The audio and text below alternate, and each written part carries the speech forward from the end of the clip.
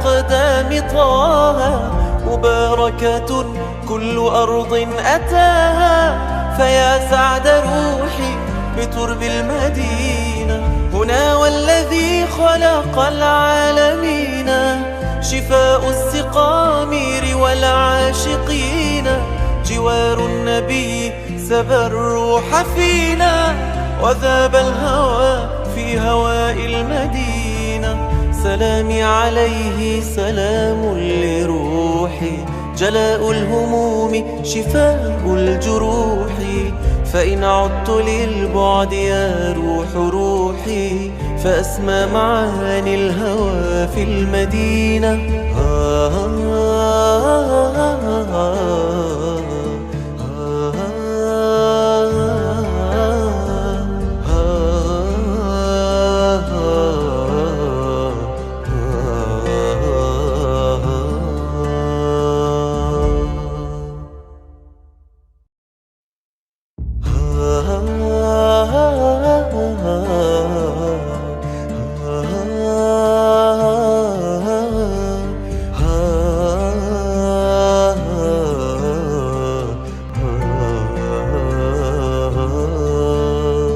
على النبض قالوا وصلنا المدينة، فهاجت مشاعر قلبي الدفينة.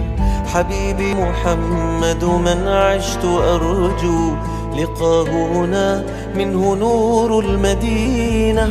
هنا كان يأكل حبي ويشرب، هنا كان قلب ملاقيه يطرب. فيا ليتني عشت عمري يا أقرب، وكنت له خادما في المدينة. هنا قام ليلا وصام وصلى، هنا العز والجود كل تجلى. وما رد ضيف بداره حلا، فجئنا وكل الرجا في المدينة. بروضته يا هناء المصلي، صفاء الكئيب وزاد المقل. دخلت وصليت فيها لعلي أنال النجاة بأرض المدينة. أقمنا الصلاة لعل الجباه تلامس موضع أقدام طه، مباركة كل أرض أتاها. فيا سعد روحي بترب المدينة، هنا والذي خلق العالمين، شفاء السقام والعاشقين، جوار النبي سبى الروح فينا، وذاب الهوى في هواء المدينة. سلامي عليه سلام لروحي، جلاء الهموم شفاء الجروح. فإن عدت للبعد يا روح روحي، فأسمى معاني الهوى في المدينة.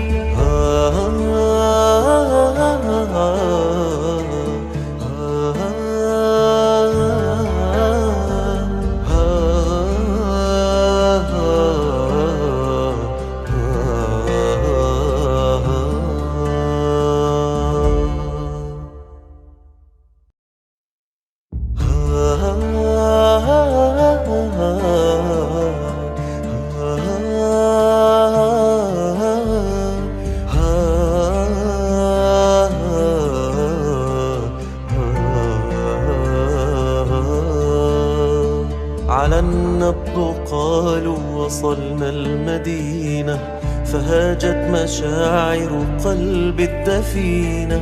حبيبي محمد من عشت أرجو لقاه هنا، منه نور المدينة. هنا كان يأكل حبي ويشرب، هنا كان قلب ملاقيه يطرب. فيا ليتني عشت عمري يا أقرب، وكنت له خادما في المدينة. هنا قام ليلا وصام وصلى، هنا العز والجود كل تجلى. وما رد ضيف بداره حلا، فجئنا وكل الرجا في المدينة. بروضته يا هناء المصلي، صفاء الكئيب وزاد المقل. دخلت وصليت فيها لعلي أنال النجاة بأرض المدينة. أقمنا الصلاة لعل الجباه تلامس موضع أقدام طه. مباركة كل أرض أتاها، فيا سعد روحي بترب المدينة. هنا والذي خلق العالمين، شفاء السقام والعاشقين.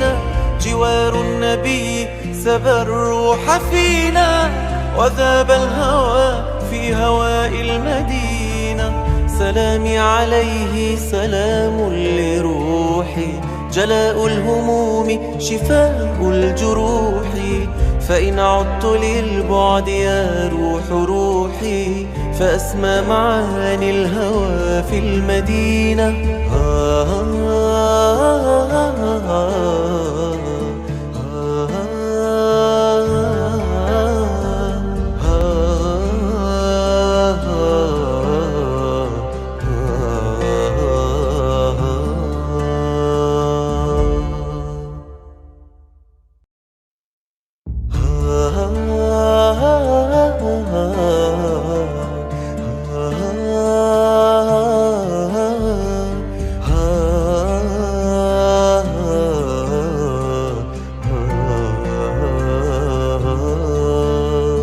على النبض قالوا وصلنا المدينة، فهاجت مشاعر قلبي الدفينة. حبيبي محمد من عشت أرجو لقاه هنا، منه نور المدينة.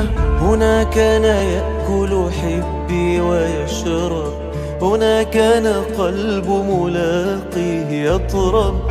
فيا ليتني عشت عمري يا أقرب، وكنت له خادما في المدينة. هنا قام ليلا وصام وصلى، هنا العز والجود كل تجلى. وما رد ضيف بداره حلا، فجئنا وكل الرجا في المدينة. بروضته يا هناء المصلي. بسم الله الرحمن الرحيم. الحمد لله رب العالمين، وصلى الله وسلم على سيدنا محمد سيد الأولين والآخرين، وعلى جميع إخوانه من النبيين والمرسلين، وآل كل وصحب كل ومن تبعهم بإحسان إلى يوم الدين. اللهم علمنا ما ينفعنا، وانفعنا بما علمتنا، وزدنا علما يا رب العالمين.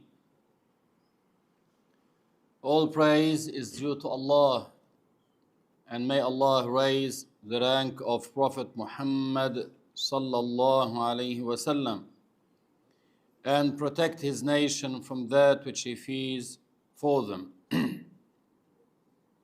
We ask Allah Azza wa Jal to grant us sincere intentions in our words and actions.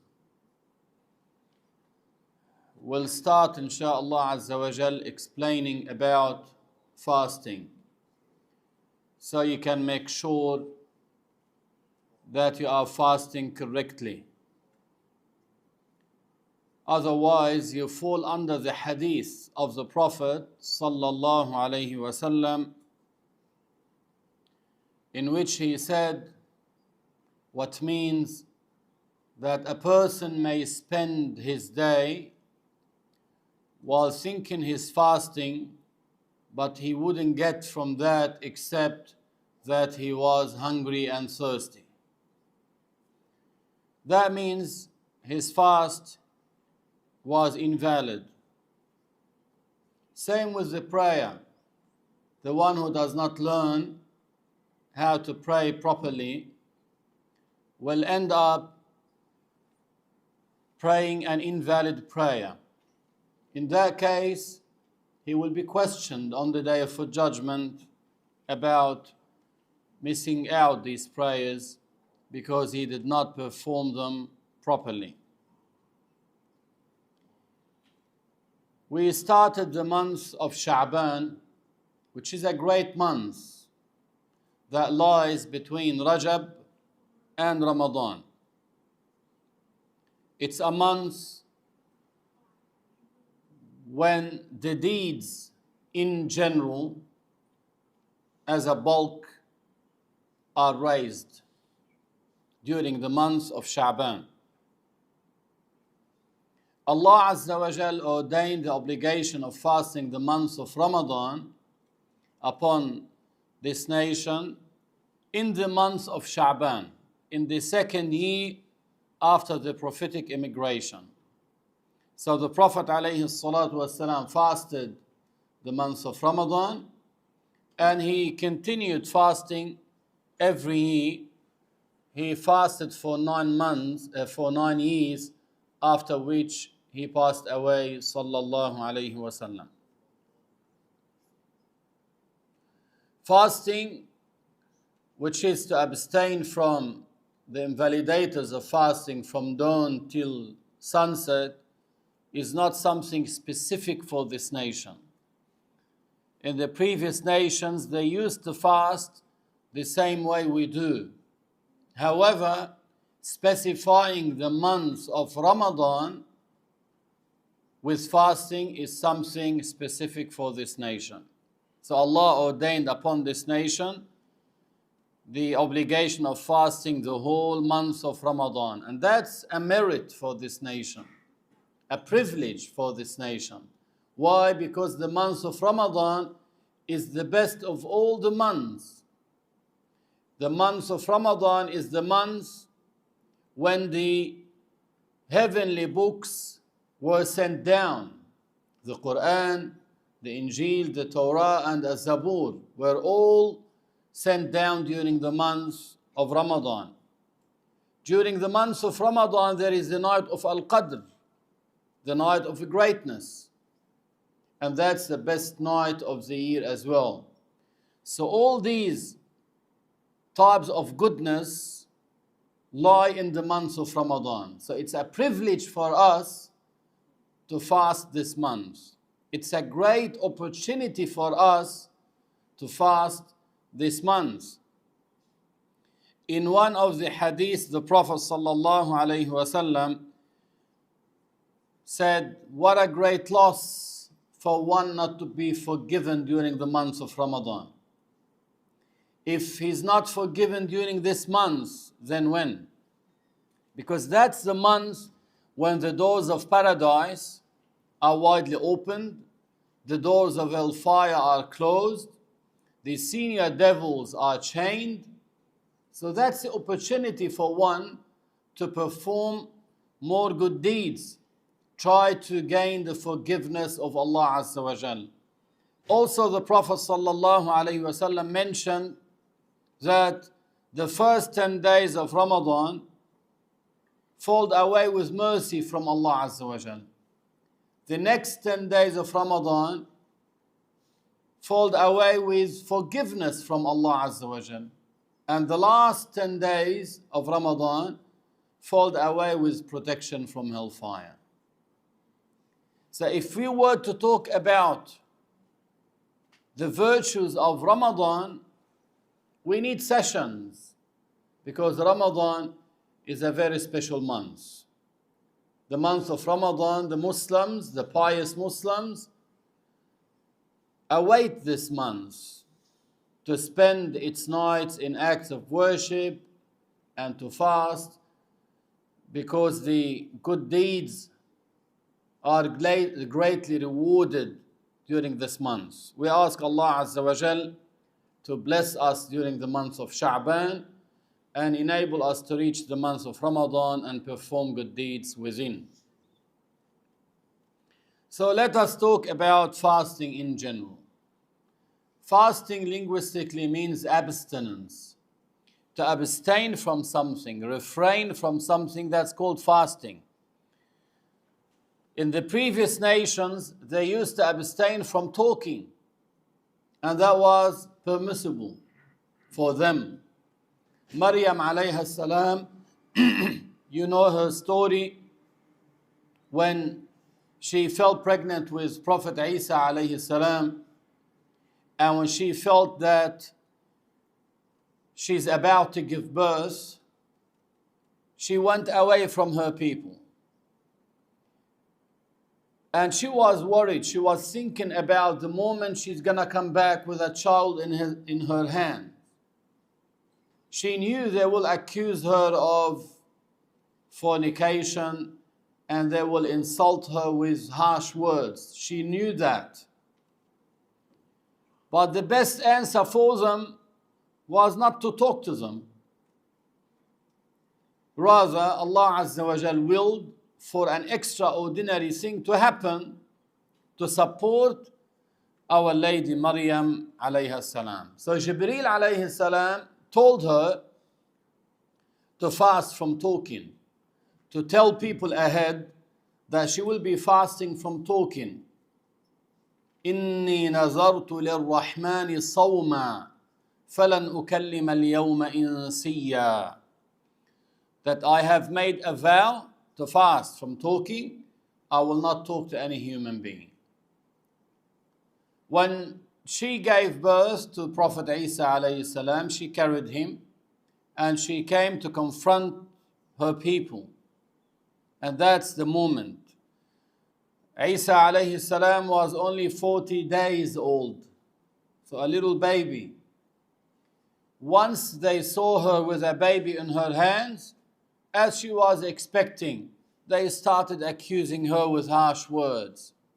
But instead of saying any word to them, because she told them ahead that she's fasting from talking, she gestured to her son, meaning pointed to her son to talk to him.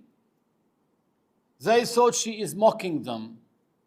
They said, how can we talk to a newborn baby? Allah Azza wa Jal made Prophet Isa alayhi salam talk at that age, and he said the words in the Quran, قَالَ إِنِّي عَبْدُ اللَّهِ. So the first thing he said, I am the slave of Allah. When they heard him saying all these words, they knew that there is something extraordinary, and they stopped harming her. So the point from this story is that they used to fast from talking. But now in this nation, there is no such a thing. This has been abrogated. Fasting that is obligatory upon us is to abstain from eating, drinking, and all the invalidators of fasting from dawn till sunset with a specific intention. And we'll talk about the integrals, we'll talk about the invalidators, and we'll talk about some other important matters. Fasting the month of Ramadan is a great obligatory act of worship. It's one of the 5 important matters mentioned in the hadith. The Prophet ﷺ said, Islam is based on 5 important matters. To testify that no one is God except Allah, that's the first one. To perform the prayers, to pay the due zakah, to perform hajj, meaning when able, and to fast Ramadan.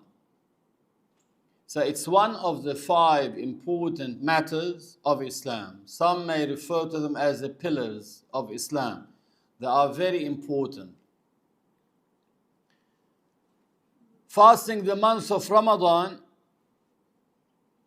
starts after either completing 30 days of Sha'ban, or when an upright Muslim testifies before the judge that he has seen the crescent of Ramadan after the sunset of the 29th day of Sha'ban. That's a condition. Not to see a night before or a night after. It has to be seen after the 29th day of Sha'ban, the sunset of the 29th day of Sha'ban. And that's what Muslims around the world do. When it's the 29th day of Sha'ban, they go at the time of sunset to a place where they can see the western horizon clearly, and they observe. When the sun sets, the crescent sometimes may set after the sun by 20 minutes or half an hour. When that's the case, there is a big chance to be seen. So if they see the crescent after the sun has set, they know that Sha'ban has finished. And now we are on the first night of Ramadan. That means on that same night, they would pray Taraweeh prayer, because that's the first night, and they intend to fast the following day. They would have suhoor and so on. That's the first night of Ramadan. If they don't see the crescent after the sunset of the 29th day of Sha'ban, then they complete Sha'ban 30 days. They would say, so tomorrow is the 30th of Sha'ban, and the day after will be the first day of Ramadan. That's the only way. Because the lunar month is either 29 or 30 days. It doesn't come 28 days, and it doesn't come 31 days. It's either 29 or 30 days. It doesn't have to be alternative, meaning 1 month 29, 1 month 30, and so on. Doesn't have to be that way. Sometimes we may have 2 months, consecutive months, 29. Sometimes we may have 2 consecutive months, 30s. That all depends on what? Seeing the crescent of the following months. So when they complete Sha'ban 30 days, they know for sure the day after is the first day of Ramadan. But if they see the crescent after the sunset of the 29th day of Sha'ban, that means the following day is the first day of Ramadan. Now, for all the months, the lunar months, the beginning and the end of them is determined by the testimony of 2 upright Muslims, except for Ramadan. The beginning of it is determined by the testimony of 1 upright Muslim. That's sufficient. So Muslims can rush for the months of goodness. So the beginning of Ramadan requires the testimony of 1 upright Muslim, but the end of it requires 2. And for the rest of the months, the beginning and the end requires the testimony of 2 upright Muslims. So only for the beginning, 1 is sufficient. Abdullah ibn Umar, radiyallahu anhu, one of the awliya of the Sahaba, the Prophet sallallahu alayhi wasallam said about him, he is rajul salih, he's a righteous man. Abdullah ibn Umar saw the crescent after the sunset of the 29th day of Sha'ban. Only him. He went and told the Prophet sallallahu alayhi wasallam. He said to him, I bear witness that I have seen the crescent of Ramadan. The Prophet alayhi salatu wasalam took by his words. The Prophet fasted, ordered Abdullah ibn Umar to fast, and announced it to public so they can start fasting. Why he relied on Abdullah ibn Umar only? Because he's an upright Muslim, he's a righteous Muslim. So here the upright, when the scholars talk about the testimony of the upright Muslim, they talk about the one who is Muslim. That's one thing. Muslim, male, free, and he does not fall into major sins. So he doesn't commit major sins. Like what? Not praying is a major sin without an excuse.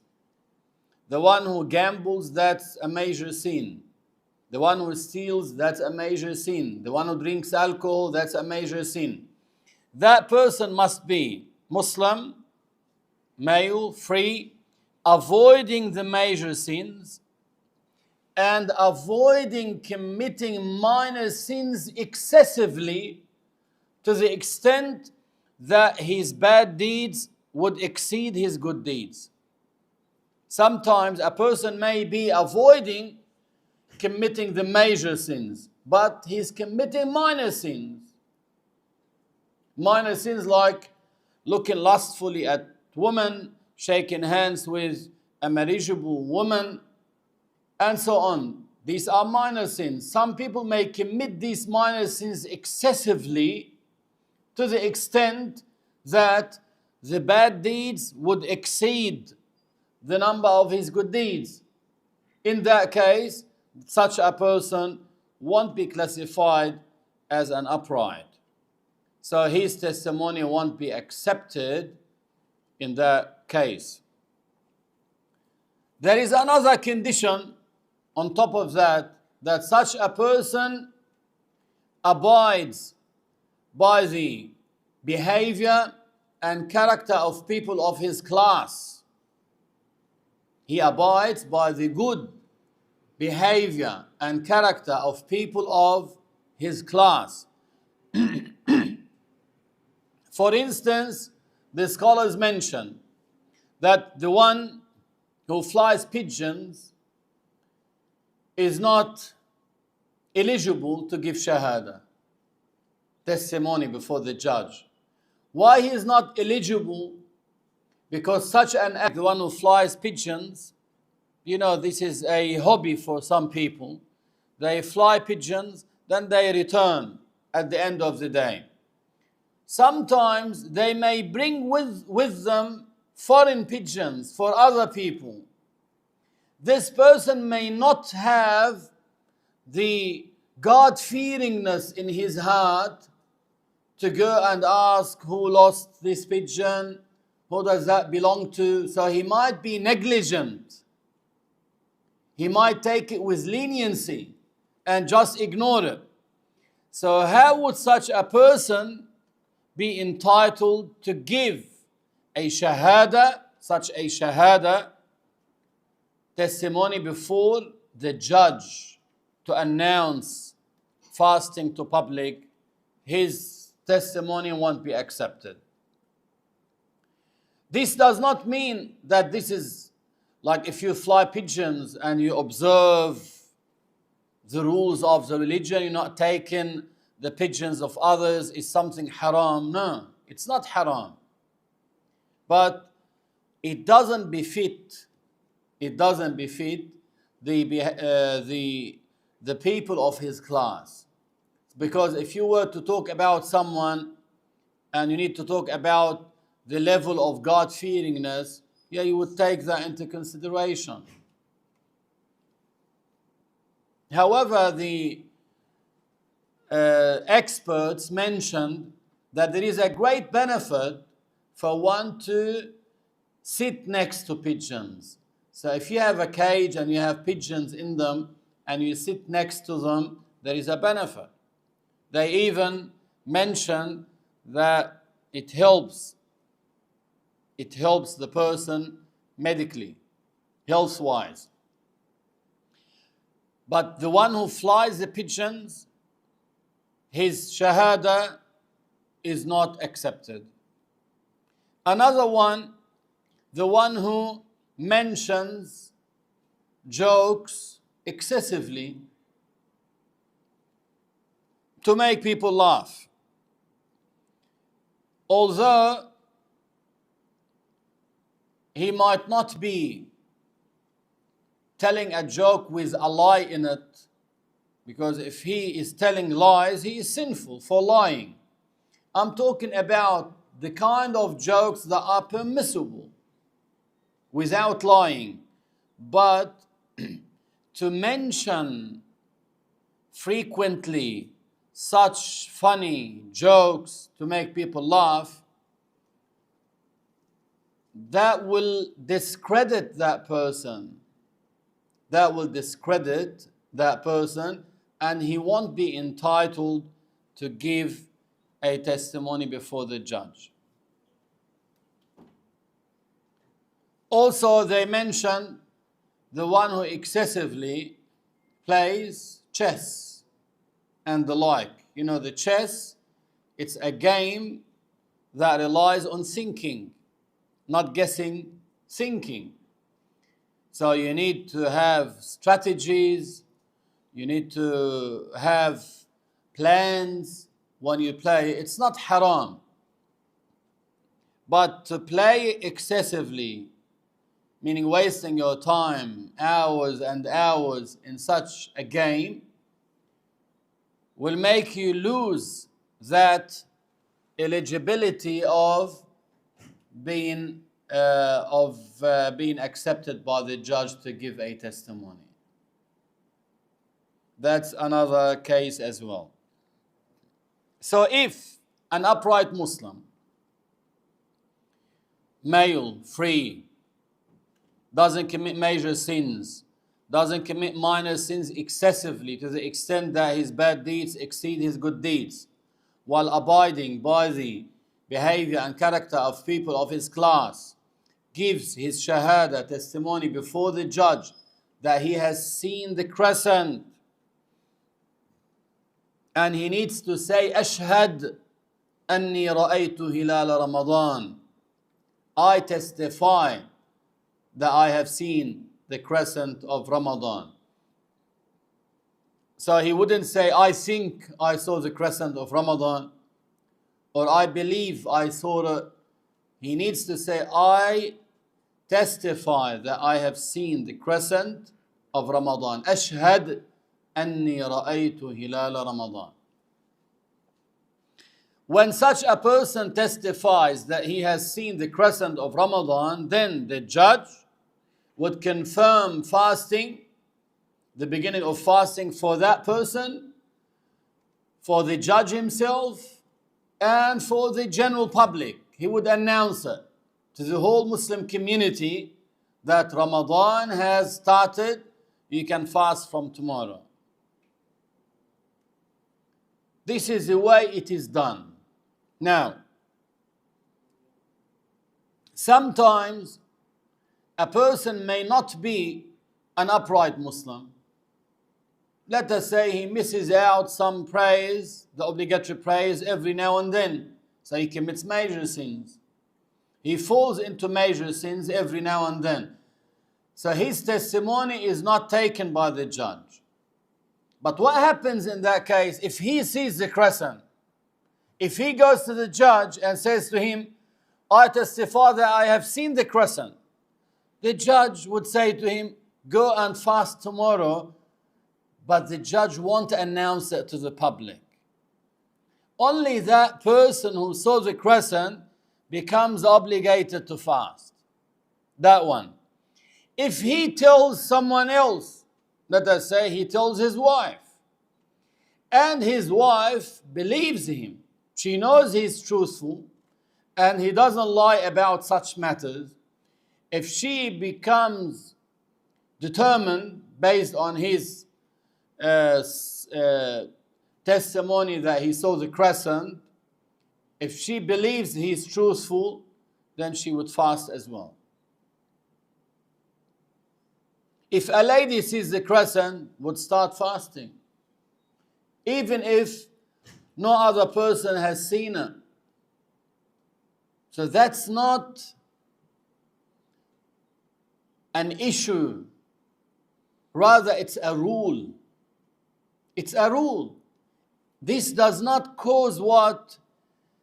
Disunity between Muslims. Never. It's like, for instance, You want to make wudu, and I want to make wudu. You cannot make wudu because you have a kind of illness. You can't let water touch your body. What do? You make tayammum with soil. Then you pray. I make wudu, I pray.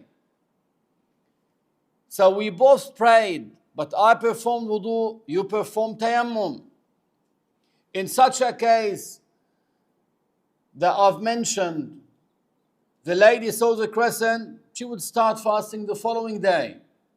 The judge, no one came to him with the specifications that we have mentioned and testified before the judge that he has seen the crescent.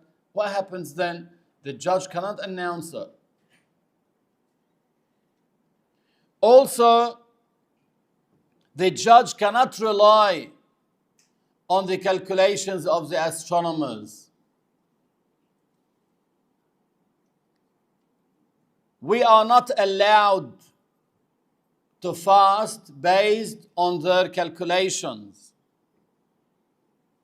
The Prophet ﷺ said, "Sumu li ru'yatihi wa aftiru li ru'yatihi." Start fasting the month of Ramadan when you see the crescent, meaning after you see it the following day, and end your fast when you see the crescent. فَإِنْ غُمَّ عَلَيْكُمْ, meaning you were blocked from seeing it. See, فَإِنْ غُمَّ عَلَيْكُمْ, meaning the moon is covered. فَإِنْ غُمَّ عَلَيْكُمْ فَأَكْمِلُوا عِدَّةَ شَعْبَانَ ثَلَاثِينَ. Continue the count of Sha'ban to 30 days, as we mentioned. So you say the following day is the 30th of Sha'ban, and the day after will be the first day of Ramadan. فَإِنْ غُمَّ عَلَيْكُمْ فَأَكْمِلُوا عِدَّةَ شَعْبَانَ ثَلَاثِينَ. That's the rule. So we learn from what the Prophet mentioned that even if the moon is in the horizon, it's there, but it's blocked. We couldn't see it. We continue Sha'ban 30 days. The astronomers, what they can do based on their calculations, they can tell you, based on the calculations, the moon will be born on that day at that time.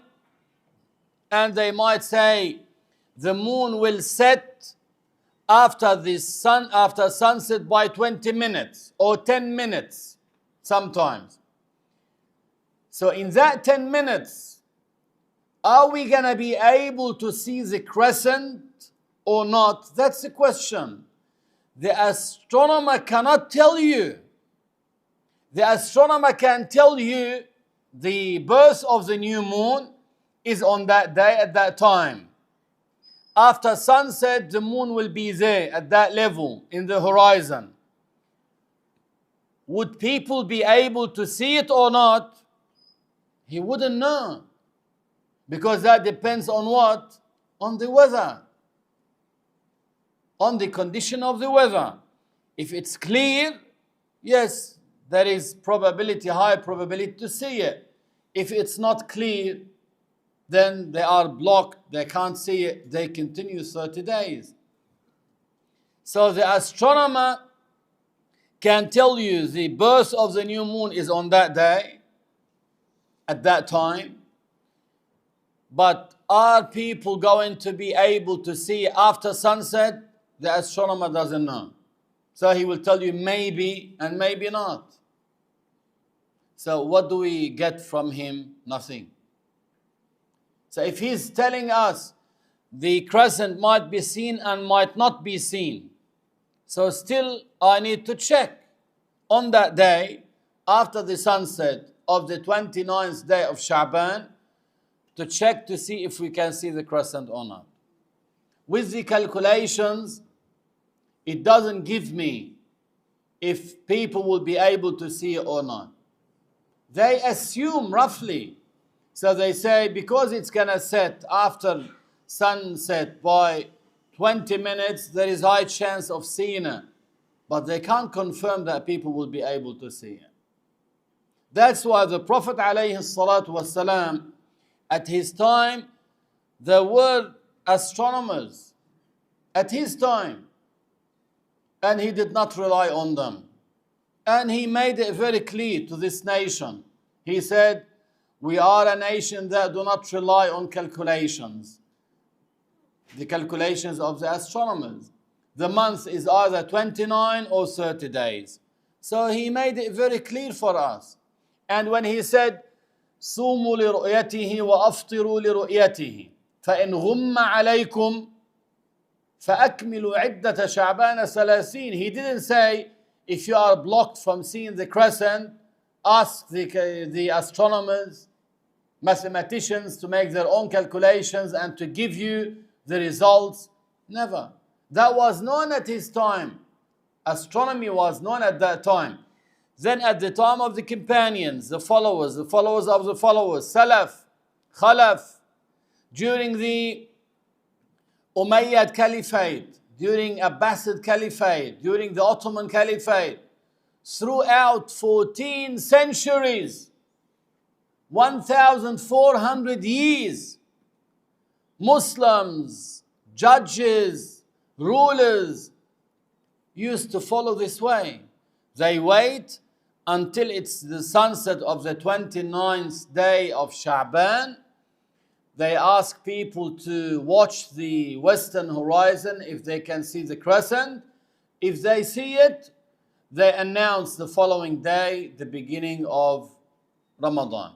If they don't see it, they continue Sha'ban 30 days. Even the Ottomans invented something special, subhanAllah, about this, innovated something which is a cannon. So they would fire the cannons on the first night of Ramadan. So if the crescent is seen, they fire these cannons and people will know in that region that tomorrow is the first day of Ramadan. Even others would ignite fire on the top of the mountains. One will give the sign for another and people will see the fire. They know tomorrow is the first day of Ramadan. Beautiful traditions they had in the past. Even we used to enjoy waiting for that moment, for the beginning of Ramadan and even for the day of Eid. So we wait until we hear the announcement. Now, the Islamic countries around the world, they have committees. They send them to observe the crescent of the new moon. They do all that. Then they come back with results and then they see if the following day is the beginning of Ramadan or not. Unfortunately, a deviated group recently appeared and emerged and started adopting the method of calculations. Why? Just because they want to plan ahead. It's like, for instance, now Ramadan, the 11th or the 12th, it's either this day or that day, so you can wait. You're not going to lose an organ if you wait. You can wait. But they want to announce earlier for people to plan around this date, which is, there is no need for that. Had the Prophet ﷺ found a good idea, he would have told the nation, follow the calculations of the astronomers, because they can give you the dates ahead. But he never did that. Rather, he referred us to the physical observation of the crescent of the new moon. This rule is by consensus, meaning all the scholars said that you cannot rely on the calculations of the astronomers, whether they are Shafi'is, Hanafis, Malikis or Hanbalis. And I'll give you now some of the quotes from the four madhabs. Just as an example, but their books are filled. So if you go to Shafi'i's books, Hanafi's books, Hanbali's, Maliki's, you'll find quotes about this one. But we picked four for you. First, in the book called Asna al-Matalib, Sharh Rawd al-Talib, authored by Shaykh Zakaria al-Ansari al-Shafi'i, volume 1, page 410, he said, ولا عبرة بالمنجم فلا يجب به الصوم ولا يجوز. We cannot rely on those who rely on the movement of the stars and the like to determine the beginning of the months. He said it's not an obligation and it's not permissible to rely on their sayings. Then he mentioned that the verse وَبِالنَّجْمِ هُمْ يَهْتَدُونَ is in reference to finding the direction of the Qibla and when traveling. Because these stars, Allah Azza wa Jal made them as guide for us. Guide. So those who are traveling, especially in the past, didn't have GPS. So in the past, they used to follow the stars. They used to know from the wind. They used to know this, that this is the direction of east, west, and so on. From the shadow of an object, they can observe and they know the four directions, north, south, east, and west. So the ayah, وَبِالنَّجْمِ هُمْ يَهْتَدُونَ, he said, it means they will be guided by the stars when they are traveling to make the destination, and also for finding the direction of the Qibla from the stars. In the northern hemisphere, they rely on the North Pole. The North Pole, they put it, like in Lebanon, for instance, put it behind your head, then that's north, you are facing south, nearly the direction of the Qibla. So they rely on the stars to find the direction of the Qibla, and when they are traveling, to know the way to go to the destination. This is the way it is done. So that's Shafi'i. وفي كتاب رد المحتار على الدر المختار, this book is for Ibn Abidin al-Hanafi, volume 2, page 387, he said, ولا عبرة بقول المؤقتين أي في وجوب الصوم على الناس, meaning there is no consideration whatsoever to those who rely on calculations, make their calculations to determine the beginning of the months of Ramadan. He said, and make it as an obligation upon people to fast. Then he said, in another book called Al-Mi'raj, the saying is not considered by consensus. That's what Al-Hanafi mentioned. It's by consensus. Then he said, the proof for what we have mentioned is that in our religion, we do not rely on mathematics, or the Prophet did not accept mathematics to calculate the beginning of the month of Ramadan, rather disregarded it by his saying, we are a nation that do not write or calculate, meaning to find out the beginning of the month. The month is either 29 or 30 days. In a book called Al-Sharh al-Kabir, that's for, in the school of Imam Malik, a scholar called Ad-Dardir, he said, Ramadan is not confirmed by the saying of astrologer, astronomer, and the like, for himself and for others. For himself and for others. Finally, in the school of Imam Ahmad, a book called كشاف القناع عن متن الإقناع. And that's very specific. He said if one were to fast the 30 days of Sha'ban without relying on an Islamic valid cause, like seeing the crescent or the continuation of Sha'ban 30 days, rather he intended to fast based on calculations, then although the fact, he said, that in many cases they may coincide the reality, the truth, then he said rather he fasted this day based on calculations. Then he found out that it is of Ramadan during the day, let us say the following day, his fasting is not valid.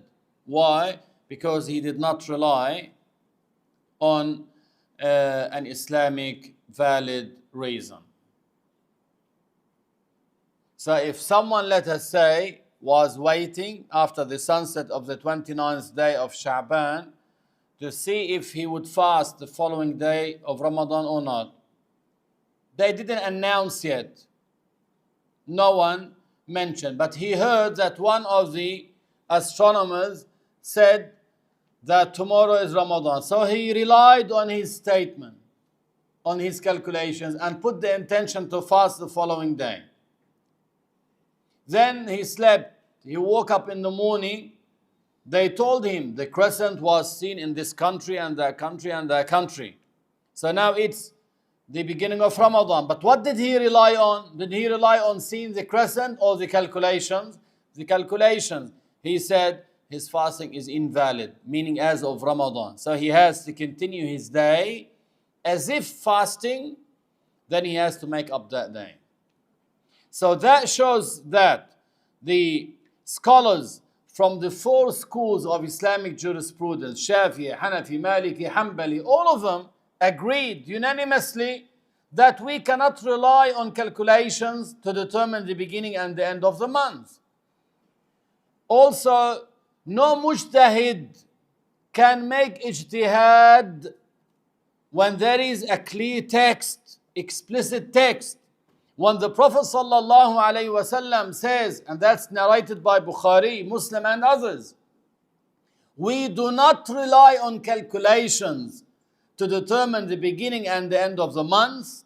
The month is either 29 or 30 days.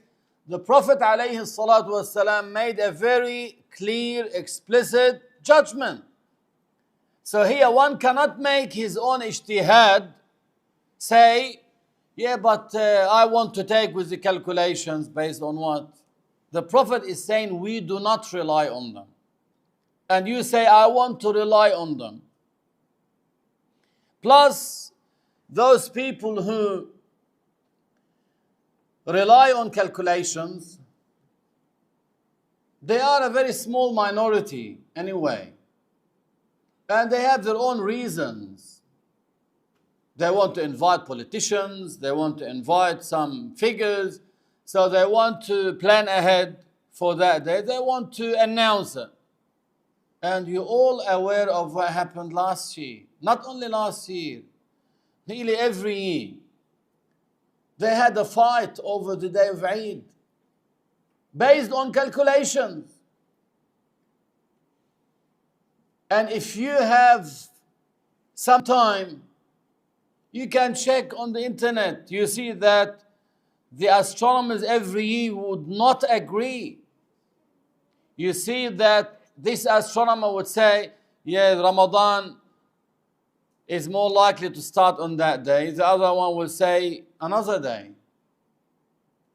So what do you do in that case? So is it like this astronomer and that astronomer is like Shafi'i and Hanafi? It's never like this. We know if Imam Shafi'i differed from Imam Abu Hanifa about something, yes, you are allowed to follow Shafi'i or Hanafi. But you are not allowed to say, I want to follow John, not Matthew, because I like this astronomer, not that astronomer. You can't rely on them. What would give preference to follow Carlos or Mean Command or another one? What would make you rely on this one or that one? There's nothing. Islamically, you need to understand this. It's baseless. There is no base for their claim. Just they want to say, yeah, we want to follow the calculations of the astronomers. Yeah, but the Prophet said, we follow the moon sighting. So why you want to follow this? Then they say to you, they give you reasons. Your kids would laugh at them. Some of them say, yes, we want to unite Muslims. What unity are you talking about? As if you are saying that Muslims for 14 centuries didn't know how to unite Muslims. At the time of the Prophet ﷺ, at the time of the 4 caliphs, not all of them used to fast in the same day.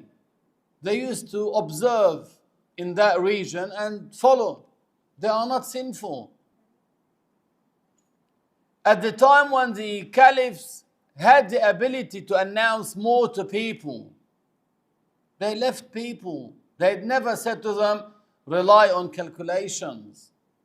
Never. Then you find someone, and that's their proof. Yeah, they say, we want to unite Muslims. And the one who observes what they have done in the past years, they caused a big division in the community. Big division. A president of one of the so-called Islamic centers in Melbourne in one of the years, he couldn't determine with the committee, are you going to make Eid tomorrow or after tomorrow? They didn't agree. Maybe someone is busy the following day. Maybe someone wants to have Eid earlier. They didn't agree. And sometimes I'm telling you, they vote for it. Who wants Eid tomorrow? Some will raise their hands. Who wants it after tomorrow? So 6-3, they say, yeah, the majority said Eid is tomorrow. Is that how our religion is based on? Never. But that president, they made him what? Confused, because they didn't agree. He had that committee. He tried to make him agree on one day. He couldn't. He went to public and he said to people, look, the committee didn't agree on a day for Eid. Some are saying tomorrow, some are saying after tomorrow. Do whatever you want. Please yourself. That's the unity they are talking about. That's the biggest disunity. That's the division they are causing. Even last year they did the same. And people started getting dizzy in this circle because of them. But if they want to follow the way the Prophet ﷺ taught us, which does not change, they would have solved that problem. But they like headaches for themselves and for the community. Not only that, some of them, they need a proof. Because they have no proof. You have the proof. You can tell them the hadith of the Prophet. You can tell them a verse from the Quran. فَمَنْ شَهِدَ مِنْكُمُ الشَّهْرَ فَلْيَصُمْ. How do you witness the months when you see the crescent? The Prophet ﷺ mentioned, the scholars mentioned. So you have all these proofs, but they have nothing.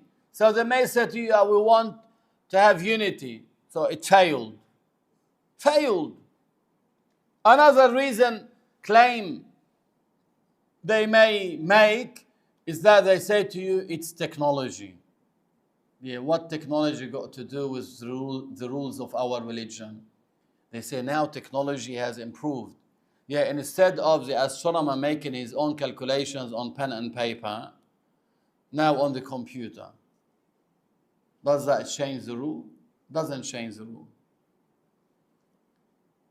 In the past, yeah, they used to make writings, calculation. Now the computer does it for you.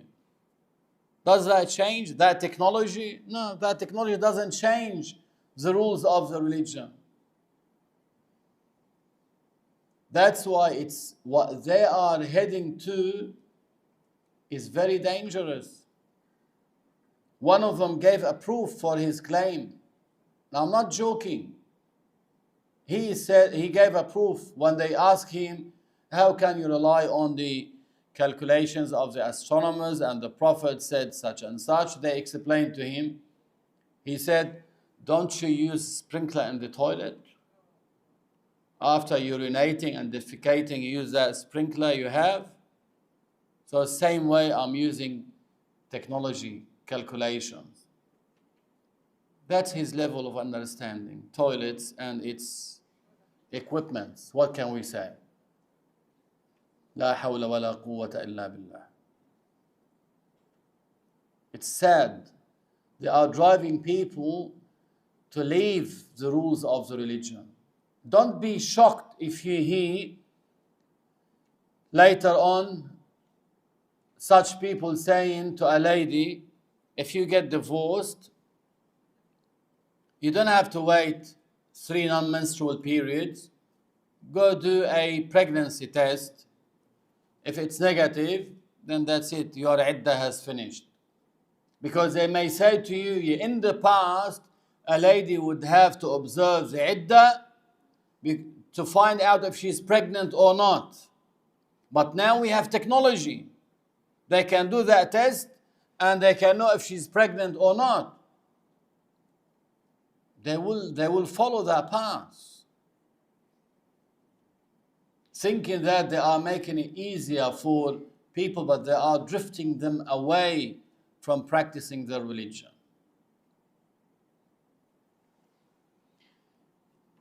So going back to our point, if the crescent of the new moon is seen after the sunset of the 29th day of Sha'ban, that means the following day is the first day of Ramadan. If it is not seen, then the following day is what? The 30th of Sha'ban. You need to know this. That means if one is fasting as a make-up fasting, or a vow, he made a vow to Allah Azza wa Jal in the past to fast the 3 days, and he is fasting them, he can fast the 30th of Sha'ban, no problem, because that's not from Ramadan. After the 15th of Sha'ban, one is not allowed to fast an optional fasting that he has no rewardable habitual routine in that. Sometimes a person, once the month of Rajab starts, he has a habit, rewardable habit, to fast Mondays and Thursdays. So he would fast Mondays and Thursdays in Rajab, Mondays and Thursdays in Sha'ban. So that Thursday, let us say, may coincide the 30th of Sha'ban. He can fast it, no problem. The one who is making up the missed days of fasting can make them up after the 15th of Sha'ban. The one who is fasting as fulfillment of a vow, because it's an obligation to fulfill the vow. He made a vow to fast some days, let us say 3 days. He can fast them after 15th of Sha'ban. Or expiation. See, in some cases, a person, let us say he swore by Allah Azza wa Jal that he won't do something, then he did it. So he broke this halif. Now he has to pay an expiation, which is to free a slave or feed 10 poor Muslims or clothe them 1 piece each. If unable to do any of the 3, then he moves on to fasting 3 days. Why I mention that? Because some ladies, you find a lady that has bracelets of gold, she has money. She would swear by Allah Azza wa Jal that she will not do something, then she would do it. Now she broke the halif. What does she have to do in that case? She has to pay the expiation. Here she wouldn't jump to fasting 3 days before feeding 10 poor Muslims. But if, let us say, she's poor, she doesn't have money, she cannot afford, she would fast the 3 days. She can fast these 3 days as fulfillment of expiation in the second half of Sha'ban as well. So, you can fast the second half of Sha'ban to make up the missed days of fasting as fulfillment of a vow, fulfillment of an expiation, or if you have a rewardable habitual deed of fasting, like Mondays and Thursdays, you can continue. Even the 30th of Sha'ban, you can fast it. Now, after the sunset of the 29th day of Sha'ban, if there is no upright Muslim who had testified before the judge that he had seen the crescent, however, some kids are talking that they were playing outside and they saw the crescent. That's possible. Or a group of ladies, they saw the crescent. Or a group of sinners, major sinners, they saw the crescent. Now we know the judge cannot take by their testimony to announce fasting to public. But because those ones whose testimony is not accepted by the judge are talking about seeing the crescent, this day, the 30th, will be called the day of the doubt. The day of the doubt. Because no upright Muslim saw it, but a group of boys, let us say, are talking that they had seen the crescent. This is called the day of the doubt. Now, why we mention about the day of the doubt? When it is the day of the doubt, you cannot fast as if of Ramadan.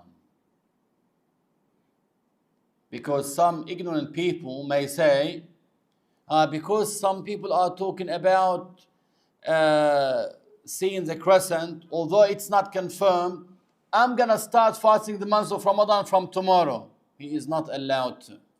That's the meaning of the hadith of the Prophet sallallahu alayhi wa sallam. لا تقدموا رمضان بيوم أو يومين. Do not start fasting the month of Ramadan a day ahead or 2 days ahead as a precautionary measure. Also these days, see how we say Ramadan could be, let us say, on the 11th or the 12th, for instance. One cannot say, I'm going to start fasting Ramadan from the 10th. He can't do that. You fast when you see the crescent and you break your fast when you see the crescent. This is the way you do it. Now,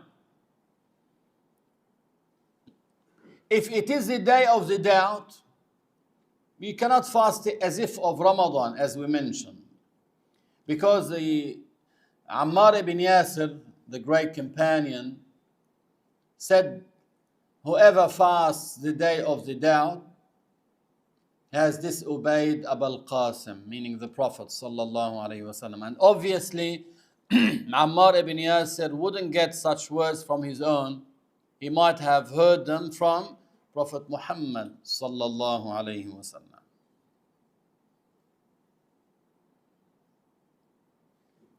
So by this we have talked about how Ramadan is confirmed, and inshallah ta'ala we'll talk about who is obligated to fast in our next lesson, inshallah azza wa jal. And Allah knows best. We say La ilaha illallah and make salah on the Prophet sallallahu alayhi wa sallam.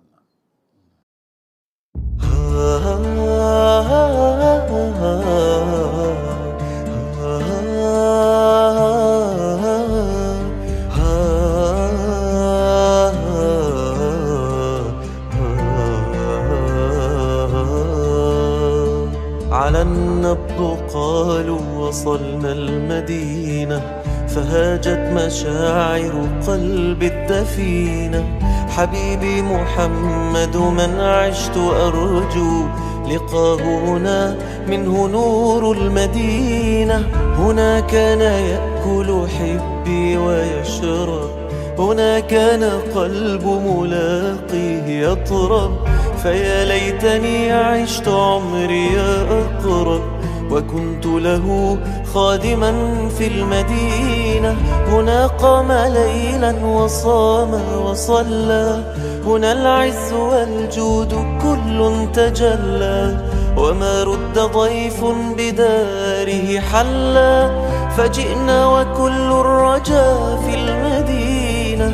بروضته يا هناء المصلي، صفاء الكئيب وزاد المقل.